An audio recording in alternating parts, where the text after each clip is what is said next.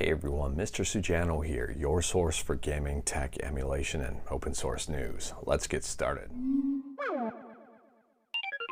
Alright, we'll kick things off talking about PlayStation 4 emulation with PS4, and this is some pretty big news. It turns out that Wreckfest is booting, not necessarily playable, but booting and loading. In my opinion, this is a major step forward for PS4 emulation, and I think at the time of filming, PS4 has about 98 games that are currently playable.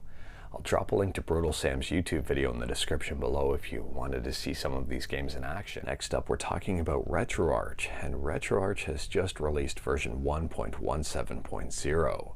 We've got a whole bunch of bug fixes, a whole bunch of improvements, and some brand new features. So among some of the new features is brand new netplay, so you can now play multiplayer online for two computers or consoles that used to link together.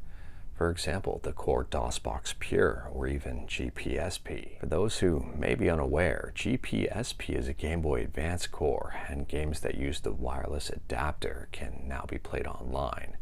Not all of the games, it's still a work in progress, but games like Pokemon Fire Red and Green Leaf now work with it. Next up, we're talking about Anbernic, and Anbernic has just unveiled a brand new handheld. It's called the RG556, and this one is going on sale in, I think, just a day or two, or at least pre-orders. So this device is starting at about $175, and I think it goes to $185 after the pre-order sale.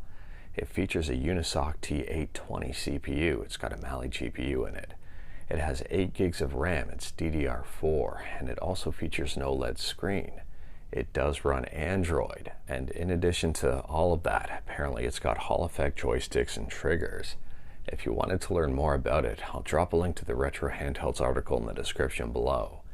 In my point of view here, at $175, or I guess $185 at their normal price, I think this may be a tad expensive, but let me know your thoughts in the comments below. And speaking about Android, next up we're talking about Ayn, and Ayn has just unveiled the Pocket S. Apparently this thing's going to be using the Snapdragon G3X Gen 2, which is kind of similar to the Snapdragon 8 Gen 2, just possibly with less thermal throttling. We're going to find out more about the Pocket S within a day or two, and if this thing is priced right, it's going to be very attractive. If performance holds up, it's going to be very attractive, and since it's running Android, it's going to make it very fun to use. Next up, we're talking about Portal 64, and if you remember correctly, we've talked about this game a few times on the channel. Portal 64 is a Portal remake, I guess, of Portal for the N64.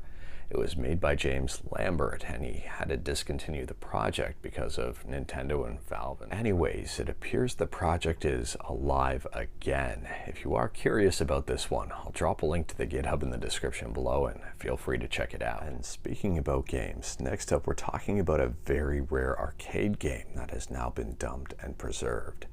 It's called Akuma Mortis Immortal, and it's now playable, including support for the mouse. If you are curious about this one, Video Game Esoterica has a fantastic video, and I'll drop a link to it in the description below. It shows some gameplay and a whole bunch of other information. It is worth pointing out that the game isn't perfect just yet. Video Game Esoterica is still working on a few things.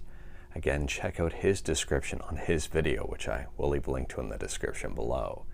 And if you haven't heard about this game, I don't blame you. It is extremely rare. Moving on, and we're quickly talking about Pokemon. And if you pay attention to Pokemon cards, you may remember a while back, there's a collaboration with Pokemon cards in the Van Gogh Museum.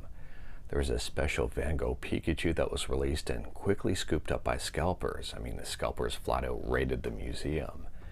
Anyways, it turns out that Pokemon is re-releasing the card. This is obviously going to put a big dent in the scalpers' prices, which may be absolutely amazing.